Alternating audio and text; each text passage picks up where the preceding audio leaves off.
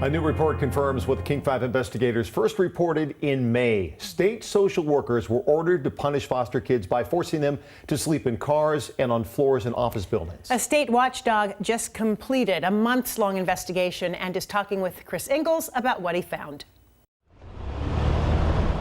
A state social worker pulled into this parking lot in Seattle on what seemed like a pointless mission.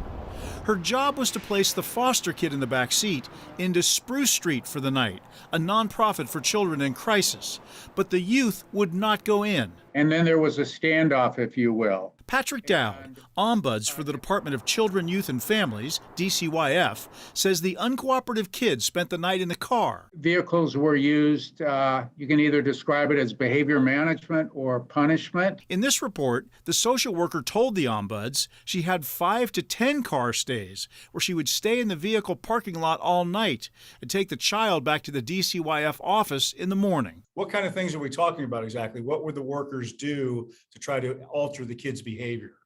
Reports of workers turning up the air conditioning on a cold evening or rolling down windows, not allowing the child to play music in the car not having pillows or blankets. And say, this is your only option. We're going to make it uncomfortable for you so that you agree to this placement. We're violating a boundary. We're taking away things that are necessities for all humans. Why are we doing this?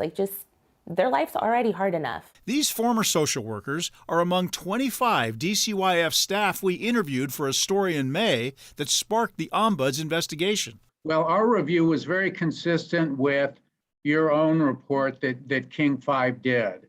And we confirmed that there are instances where children were spending the night in vehicles. In addition to car stays, DCYF also housed kids overnight in its office buildings as punishment, typically when they refused to stay at a licensed foster home or facility.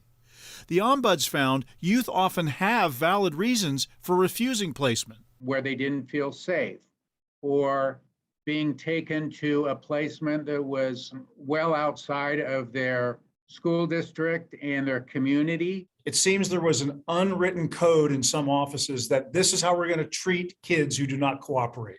Yeah, I think it is absolutely appalling that they would ever treat children that way. State Representative Michelle Caldier is not only a licensed foster parent, she's also a former foster child who says DCYF should take action following the Ombuds report. I was concerned that perhaps some of the leadership within the agency did not necessarily believe your investigation. That was my concern. I don't know if that was true or not, but the fact that the Ombudsman's office has confirmed this, it sends things down a different pathway. Social workers told us that supervisors ordered office and car stays, mostly for hard-to-place teens. Part of that is a lack of resources for mental and behavioral health, but it's also a management problem that needs to be addressed, according to Representative Caldier. I think in the areas, in the regions where they're having the most issues, it is a significant management issue.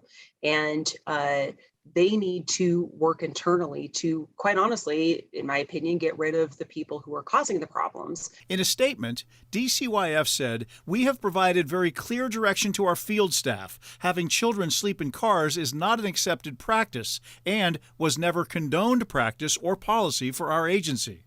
DCYF won't say if any employees face discipline. We cannot comment on internal personnel matters. Listen. You're holding up all of us officers. The Ombuds says most of the office and car stays involve a revolving door of a small number of teens, about 70. DCYF has added intensive case staffing on that small subset of youth to try to find them stable homes. We need to do everything we can to fix that and focus on what is in the best interest of the kids. In addition to the criticism following our story, DCYF is under a federal court order to stop using offices, hotels, and cars as temporary housing.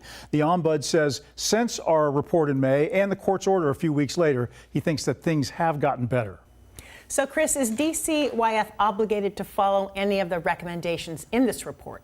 Well, the agency says, Joyce, that it does agree with the Ombuds recommendations, but it's not required to follow them. And it looks like the plan for now is to place kids in a one-night stay in foster homes instead of a hotel. So they'll be in a licensed home for a night, but the Ombuds says that this is still a disruptive sort of night-to-night life for a kid. So he's asking the department to try to come up with some better long-term solutions, something DCYF hasn't been able to fix for several years now.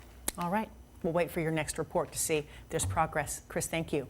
And we have much more on this story, including what social workers, what the whistleblowers told the Ombudsman. Just text the word foster to 206-448-4545, and we will send it to you.